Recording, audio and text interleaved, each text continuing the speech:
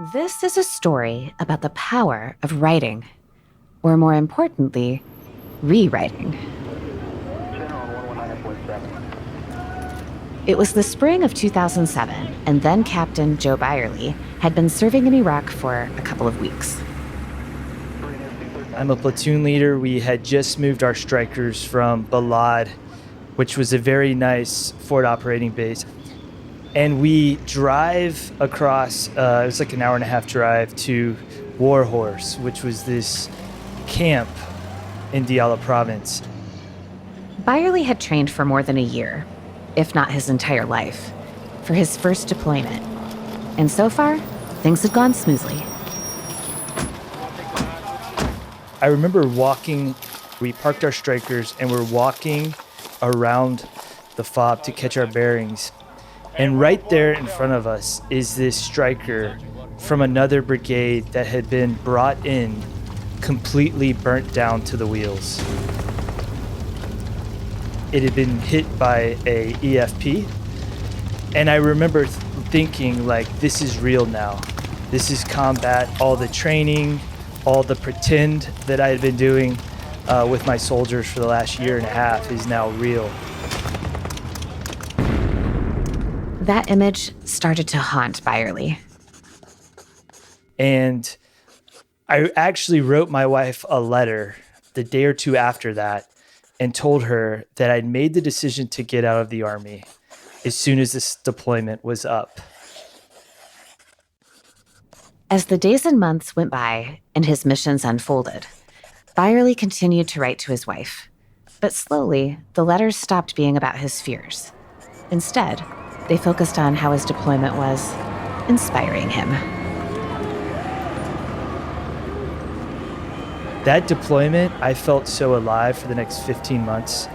The stuff that we were doing, the people that we were helping, just the growth that each of us had in that platoon over the course of our time. And we actually got to see change while we were there.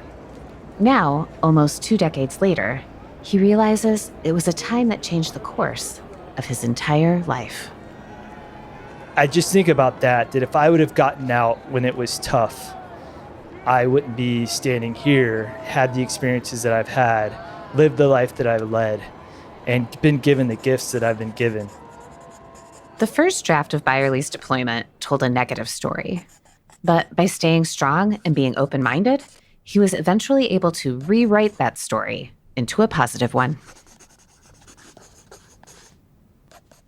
The theme of storytelling and the written word remains important to Byerly today, as he has channeled his 20 years of Army service into the successful leadership platform From the Green Notebook. The website and podcast allow military and civilian decision makers to share and cultivate lessons learned. In today's episode, our hosts sit down with Lieutenant Colonel Joe Byerly to discuss key lessons learned in his Army career, how From the Green Notebook has inspired leaders, and how it all began with a bit of underage drinking. I'm Carrie Varuhaikis, and this is Army Matters.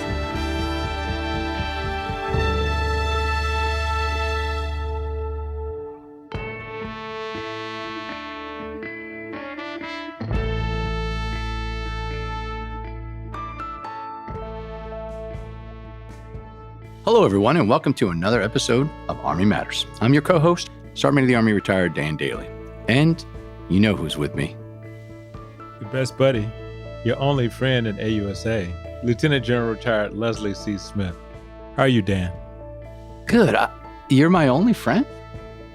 Today, right now, because we're on this podcast together. But I thought I had more than just one friend here at AUSA. You do. You have more than one friend. But right now, you're my only friend because we're on the podcast together. Okay. My only friend. You remember those pictures we took yesterday? Who did you take them with? My only friend? Exactly. What are we here for anyway, man? Well, I was explaining. Okay. We're going to get back to what we normally do. What's that? And I ask you questions. All right, here we go. I'm You coming ready? back to you. Yes. Which birthday from your childhood do you remember the most? Got you thinking. I got the thinking cap. That's right. mhm. Probably 13 years old. Because I think Yeah. I think around that same time, that was the same time Hank Aaron hit his home run that year.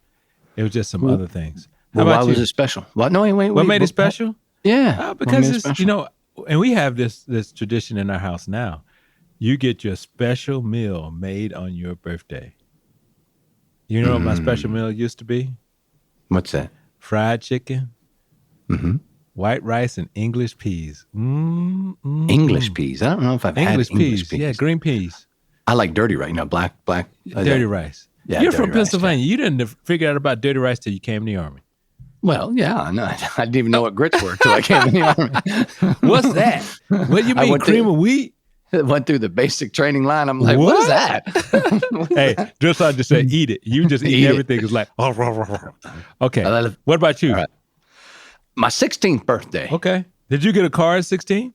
I did. Oh, man. That's pretty nice. I bought it myself. I bought a used Opel GT and fixed it up before I was 16. And as soon as I turned 16, I got my driver's license because I had to work. So I had to drive to work and to and from. And it was that was my favorite birthday. Opel GT. Yeah, Opel GT. Yeah. Okay, what's the next one?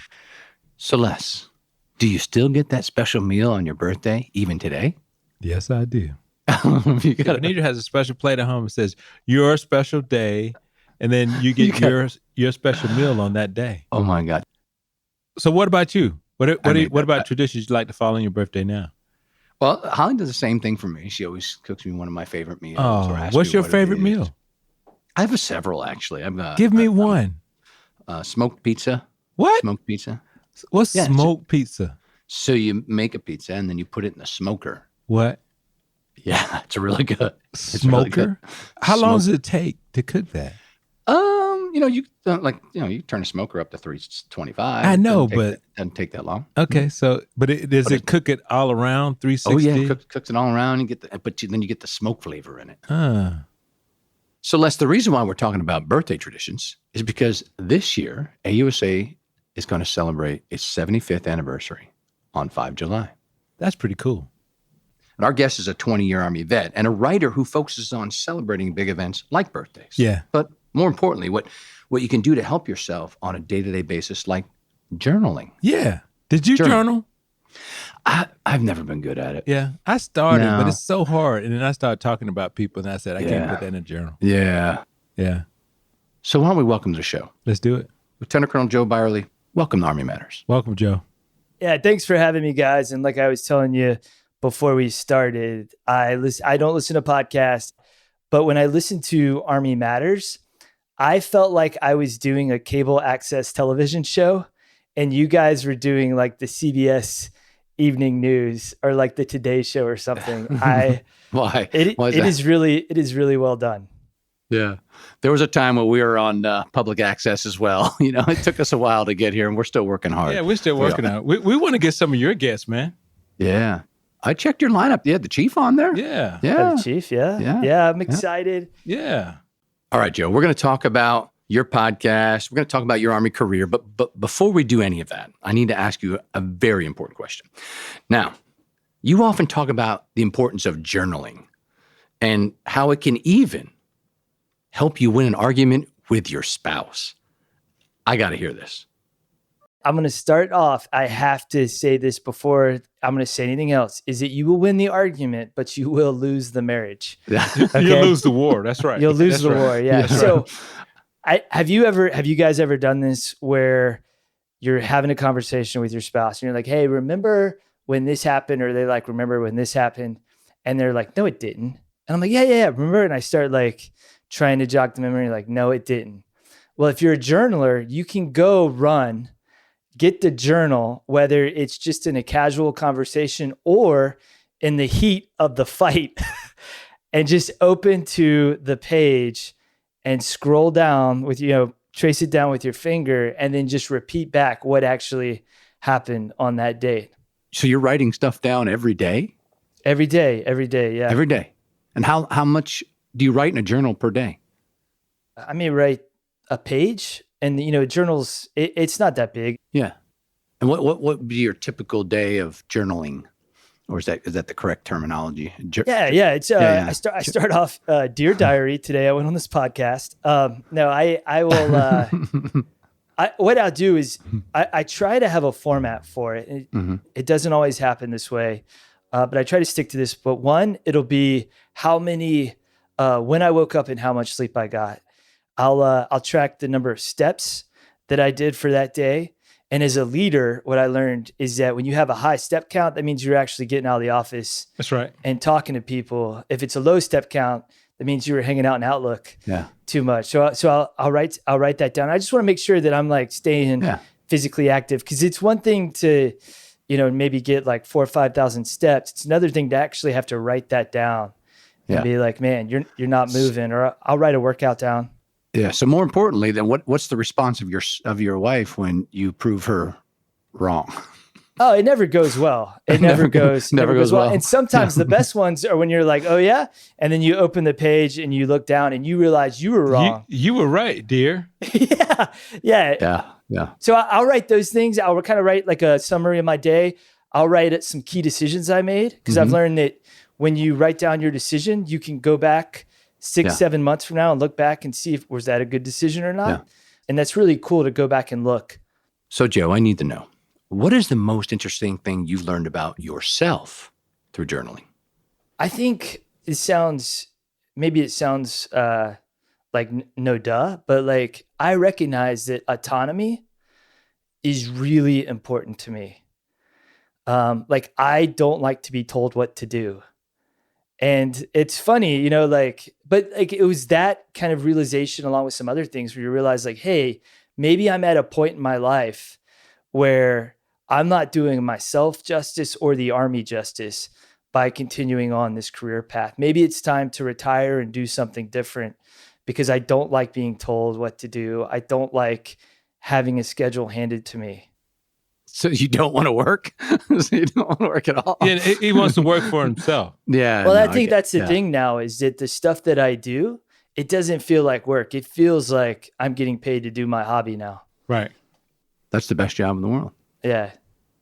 Let's transition about your call to service and your Army career. I got to know about this one. Talk to us about an underage drinking party and then how that led to you enlisting in the Army. What did you do? Be careful. What's the statute of limitations on underage drinking? Yeah. As long as he didn't do anything strange, I think it's okay. Remember, he used to be the Sergeant Major in the Army, and I used to be the Inspector General. So we always know how to ask the question. We're inherently suspicious. Yes. Oh, my gosh. Yeah. So I was into my junior year of high school, and we were at this party, and this guy that had just graduated Marine Corps basic training, and he comes back to this party. He looks completely different. Hair looks like SMA Dailey's does right now. Guy had gone from being out of shape to in shape. And I just remember everybody talking to him, the respect that was shown him, and everybody thought it was the coolest thing. And so the next morning, we get up, we go drop one of my buddies off at work, but we're like waiting for this place to open in the strip mall. So we're all sitting in the car, and I see the Marine recruiting station right there, and they're open. So I say, you know what? I'm going to do this. And I talked to the guy, I said, I want to join. I took a test. I think it was the ASFAB, and he comes to my house in his blues, looking really good, talks to my parents about all the opportunities. And then my parents tell me that, hey, you're 17. We're not going to sign this document. And so I was mad, I was angry, and they're like, you're going to go to college.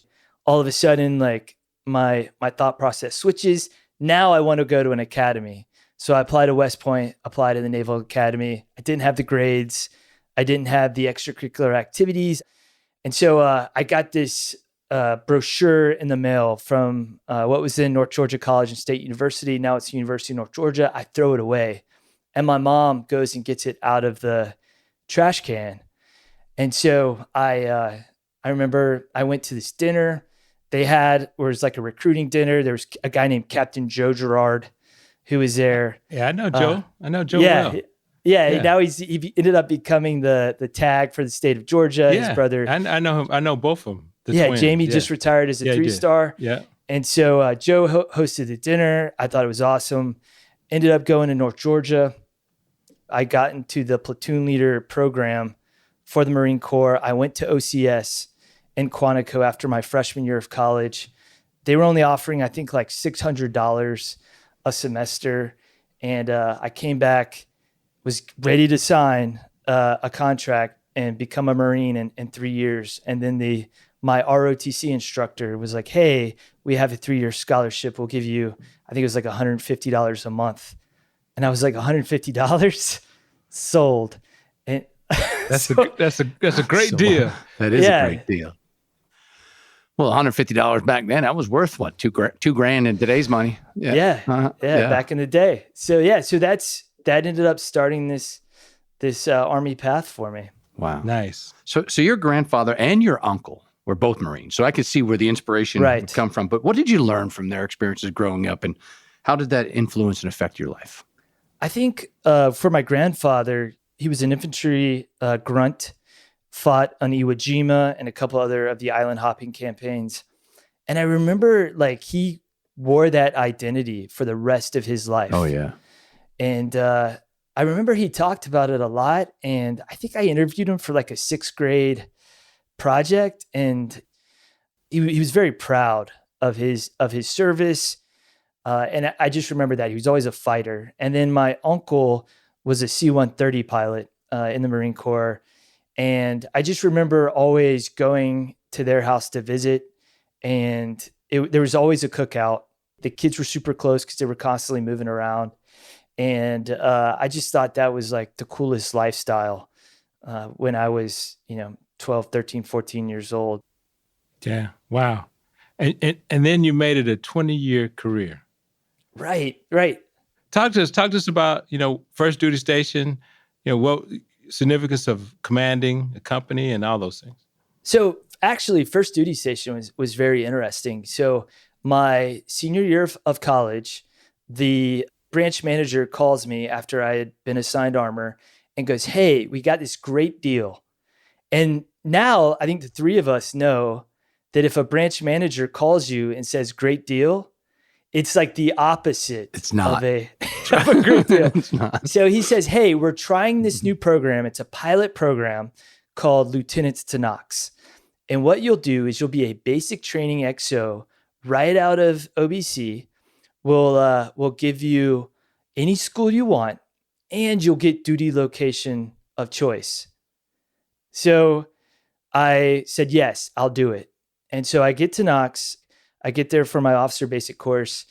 And at some point, the branch manager switches out with another branch manager. And I don't know what their note-taking system was. I know where this is going. But all of a sudden, all those promises were no more. And so I lost airborne school. And I'd been in the pre-ranger program the entire time. So I was getting up early every morning and doing the extra things to be ready for ranger school. I lost that. And so then next thing you know, I'm a basic training XO. And that became actually probably one of the most important assignments I ever had for two reasons. One is I didn't have any peers. I didn't have any other second lieutenants to be idiots with. All of my peers were lieutenants who had just come back from the invasion. All the troop commanders were on their second, most of them were on their second command from the invasion force.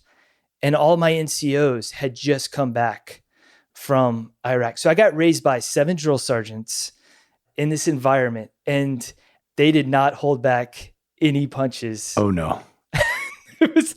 It was terrible. If I showed up for a training event, they needed to see my permission slip from my parents that allowed me to be there that day.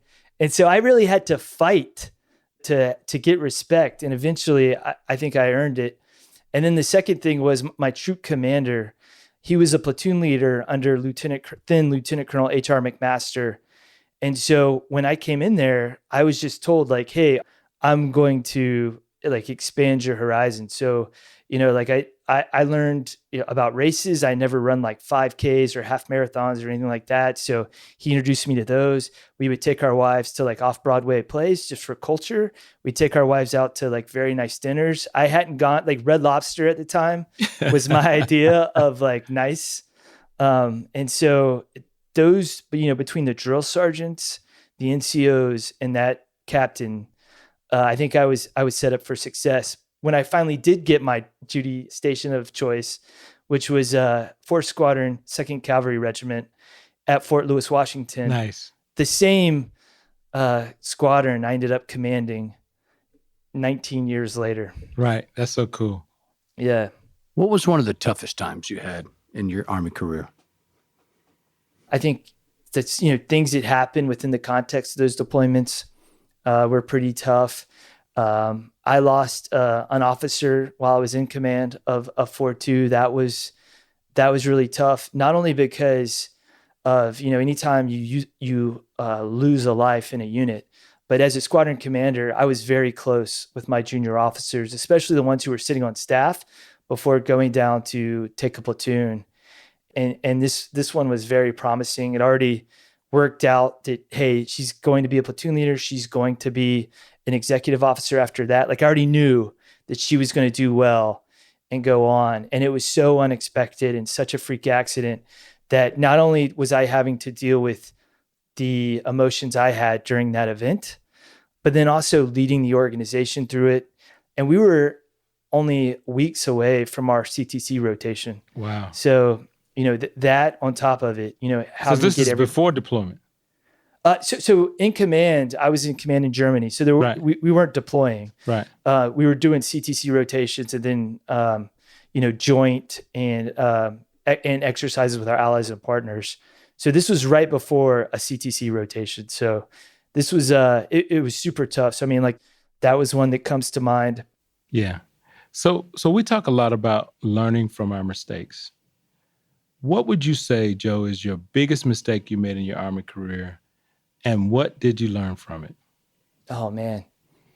So I remember this, and we're good, SMA, on the statute of limitations, right? On most things. We'll determine whether or not. It depends. We'll determine whether or not it's in the stat. If it's good, we'll cut it out. If it's not good, No, right. I remember being a platoon leader, and it was we were at Yakima Training Center. I remember we were doing a training event, and I wasn't taking my platoon sergeant wasn't taking equipment accountability serious. Well, this is bad. Yeah. Bad lieutenant. Yeah. We're covering our faces on the podcast, guys, so we don't want to see it. Go ahead. Took it extremely serious when I was a platoon sergeant. Yeah. And so my platoon sergeant didn't. And I remember like the way we did equipment accountability was like, SMA, you good? General Smith, you good? Thumbs up, we good. All right, let's go. And so that's what we did. We get back, and I remember it was the day before Thanksgiving. And you guys are making the faces again. It's always the worst things happen the day you're about to go on vacation. So we end up like the guys come to me and they're like, "Hey, sir, we can't find a radio." And I was like, "What?" And so we're like going through dumpsters, we're going through vehicles, we're doing sworn statements. People are missing flights, and I am just feeling sick to my stomach. And so flash forward, we're in Iraq. I'm on my 3rd platoon sergeant at this point. And he like drops his coffee mug behind the thing in the striker, and the platoon sergeant striker goes down and pulls out a radio that had like fallen back there. And so, ever since then, like I grew up very quickly, and, I told that story so many times throughout my career, and I was always doing hands-on sensitive items checks. I was making sure that the NCOs understood why we do them, why the officers understood why we did them. And so equipment accountability after that became super important to me, but sometimes I feel like I had to touch the proverbial Army stove. Yeah. Yeah. Did you know that as a member of AUSA, you have access to many benefits? From car rental to entertainment discounts, the opportunities are ample. Visit us online at ausa.org/benefits to learn more.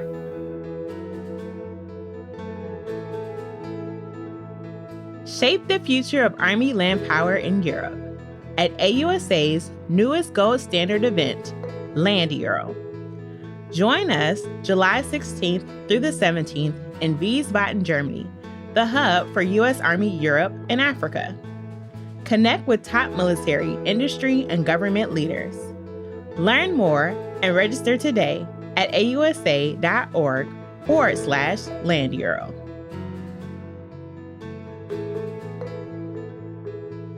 Hello, everyone. Welcome back to Army Matters. Now, Joe, help me out here, brother. Who was Gerhard Scheinhurst? And how did he start off your writing career? Yeah, so in 2013, I had the opportunity to work for Major General H.R. McMaster, building the Maneuver Leader Self-Study Program. And I remember it well. yeah, and it was amazing. Like, I mean, the idea was that any maneuver leader throughout their career could go to this website, find a topic, figure out what books to read, what podcasts to listen to, read some articles on the subject, and educate themselves. So I'm working on them with this. And, one of the books he has me read is On War by Clausewitz. And he was even like, hey, read this translation of it. So I'm reading that. And then through that, I learned that Clausewitz, when he was in school, was like struggling with his studies. He wasn't doing great. And his professor, Gerhard Scharnhorst, was really helping him along. And he would pull these students together. They would do map exercises. They would do reading assignments. And so there was a book by Edward White that was published a long time ago called The Enlightened Soldier. And it was about Scharnhorst and his legacy. And all those junior officers that Scharnhorst had intellectually developed went on to be chief of staff of the Prussian military and through the unification of Prussia in the late 1800s. But I remember like learning about this guy and just becoming fascinated with him. And so we had so much issues starting this Maneuver Leader Self-Study Program. And I questioned whether or not we were going to be able to keep it going. And so right after that is when I started my blog, which was called An Enlightened Soldier. And originally, I was so scared as a maneuver leader to write and share it with people because I didn't want to be seen as intellectual that I didn't put my name on it. And that was like a nom de guerre. But then when I finally started telling people I had a blog and it's called An Enlightened Soldier, one, that sounds really pretentious. And two, then you had to go into like a 5-minute history lesson on where this came from. And for like a branding perspective, that's not good at all. And so I was at Navy ILE and just kicking around ideas and just thought, hey, why don't I call it From the Green Note? Why don't I call it The Green Notebook? And then somebody had already grabbed that. So I just put From in front of it. And then I started writing. My buddies at school started asking if they could post articles on there. And then people started writing me that I didn't even know, asking if they could post articles. And then next thing you know, it was no longer my personal blog. And it's funny, like that inspiration of Scharnhorst educating an army ended up being a bunch of people educating each other on this platform. That's good. Do you remember the very first piece of writing that you published? Yeah, so I got two stories, SMA. I'll tell you about the piece I didn't publish. And it was called An Open Letter to My Battalion Commander. And it was a list of observations of things that piss me off about lieutenant colonels. Why are you shaking your head, sir? This is your manifesto. What rank were you? What rank? Angry captain. Angry That's captain. your rank. There you go. No, it's until you became one yourself. So go ahead. That's right. Yeah, go ahead. Terrible guys at battalion. Yeah, exactly. So it was all the things that bothered me. It was like, and it wasn't just a single battalion commander. It was all these observations over the years of things that I thought I could do better. And interesting enough, I pulled out that old laptop before I took command and reread that post that I never published, just to make sure that I didn't do any of those things. And what I found was a lot of that stuff that I thought was so dumb is actually really necessary for good order and discipline. Mm-hmm. And there's a lot of things that you don't understand why, because you don't have the perspective at the captain level that you eventually develop once you've been around long enough. Oh, that's pretty cool. So talk to us about your podcast. Who's the most interesting guest you've had on there? And by the way, why weren't we the first ones you invited onto the show? No, I don't even think you guys had a podcast yet. What's that got to do with anything? Yeah, but Dan? what year did you start it though? Yeah. That doesn't just because we didn't have. You could have still asked us. You could have. and come and on, let's bro. just for the record for our listeners out there, he still has not invited us to be on his no, podcast. I didn't want to go there. You did. I have. You guys are coming on at some point. You are. Oh, some point. Oh, yeah. Your Check- schedules checks have in to the mail. schedule it. Okay. No, no. I got it. Checks Yeah. in the mail. He did say it. That was the smoothest. pretty smooth. Redirect in the. Yeah, it's happening. in the Yeah. It's like the community. Clark Kent. Can I answer the question, SMA? Yes, please. You can answer it. Yeah, Go just- ahead. Go ahead. Yeah. Talk to us about From the Green Notebook. So, okay, I'm going to ask you guys a question first. Have either of you ever watched professional wrestling? Yes. Of course. Of course. Yeah. Like who's fans? Who's your favorite wrestler? I'm not a fan, but I like Fan? John Cena just because I met him a lot of times and he went Okay. over Iraq with me. And That's a good name drop. Sorry. Yeah. Yeah. But I watched it all through high school. Yeah. I watched WCW. I was a huge fan. And so I was, it was during, I got COVID and I was watching this documentary on Diamond Dallas Page about how he came back from this injury through yoga and then ended up helping other guys who'd been injured bring put their lives back together. And so I reached out to his people and he said yes. And so I got to interview Diamond Dallas Page, and like the inner like 14, 15-year-old Kid, within me was like, yeah, I was so excited. And then afterwards, this was really cool. I said, hey, my son's trying out for football. Would you mind talking to him a little bit?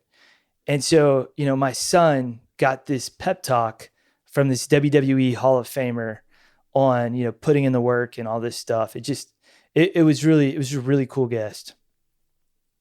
So, and then finally, we know that you read a lot. You said that several times throughout the interview. And what's your single most favorite book on leadership? Oh, man. The one that stands out the most, I think, is Gates of Fire. Have y'all read that one? Long time ago. I haven't. No, I haven't. Oh, man, SMA. You got to read it. It'll change. They got a movie out about it? I could watch a movie. I'm not So- a big reader. And I know it's a downfall. I'm just not. Yeah. Just not a big So reader. the Yeah. book actually influenced the graphic novel 300, which became the movie. 300? 300, yeah. Oh, yeah. Well, yeah. Then why don't you say that first? Because it's totally different. It's totally different, SMA. But yeah, I think that one, and it did there's a couple different threads on that. One, there's a scene where they come back from battle, and the way the Spartans would do it is they would have these like bracelets that they wore. They were like twigs that were kind of interlocked together, and it had their name inscribed on each set of the twigs. And they would hold one with them, and they would drop the other one in a basket right before they go into combat. And so basically the S1 of the unit would, after the battle was over, would read off these halves of the bracelet, and whichever ones were left in the basket were the guys that were missing in action or who had been killed.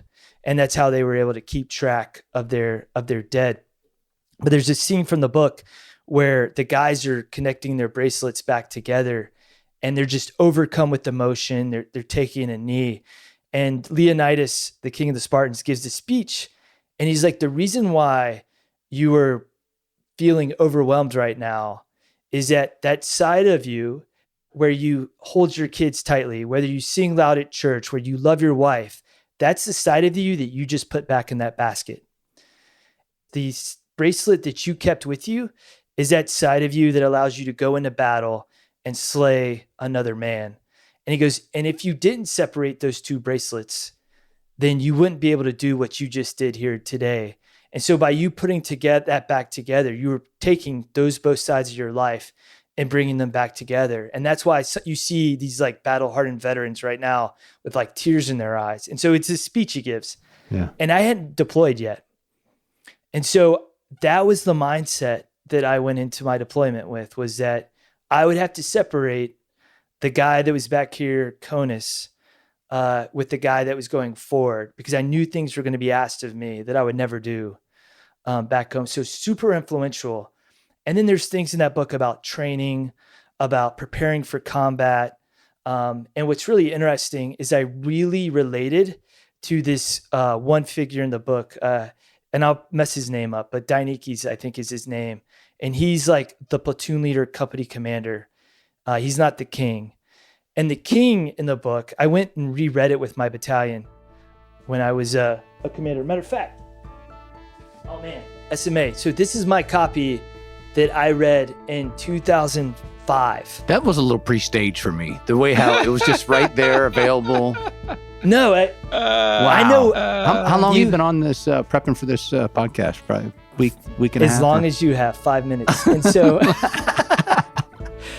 so, anyways, but this book, I reread it as a battalion commander, with my leaders, and I no longer related to that younger Spartan.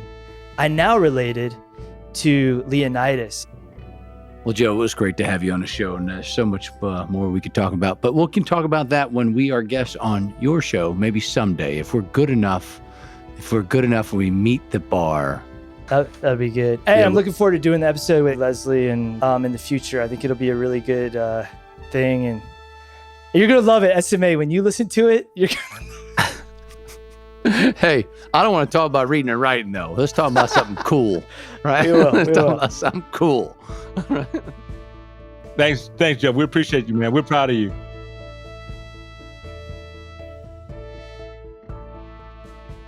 Know a sharp Army leader who should be shaping our conversations?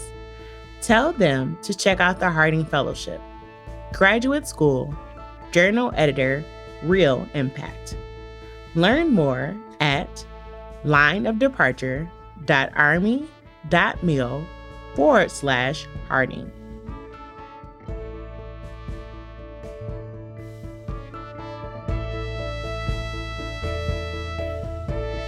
To all our listeners, thanks for joining us. Army Matters is brought to you by the Association of the United States Army, the U.S. Army's professional association, member-supported, Army-connected. Visit us at ausa.org for more information or to become a member. Your membership helps AUSA continue to carry out its mission, educate, inform, and connect with the total Army, our industry partners, and supporters of a strong national defense. Today's episode was hosted by Lieutenant General Retired Les Smith and SMA Retired Dan Dailey, and anchor hosted by Carrie Barrow-Heckes. Anthony Del Call is the producer and writer, and Andy Bosnack is the supervising sound editor. Ellen Toner is the content editor. Unzinga Curry is the executive producer, and the senior producers are Carrie Barrow-Heckes and LaSharon Duncan. Be sure to subscribe to Army Matters wherever you get your podcasts, and please leave a review. As you know, we love seeing stars in the Army, especially if it comes in the form of a 5-star review. AUSA's Army Matters podcast can also be heard on Reach Across America Radio on Monday at 8 p.m. Eastern, on the iHeartRadio app, the Odyssey app, and the TuneIn app with the search of the word Wreath. AUSA's Army Matters podcast primary purpose is to entertain. The podcast does not constitute advice or services. While guests are invited to listen, listeners, please note that you're not being provided professional advice from the podcast or the guest. The views and opinions of our guests do not necessarily reflect the views of AUSA. For questions or to provide topic recommendations, email us at podcast@ausa.org. I'm LaSharon Duncan. Hope you have a great Army Day. Hooah!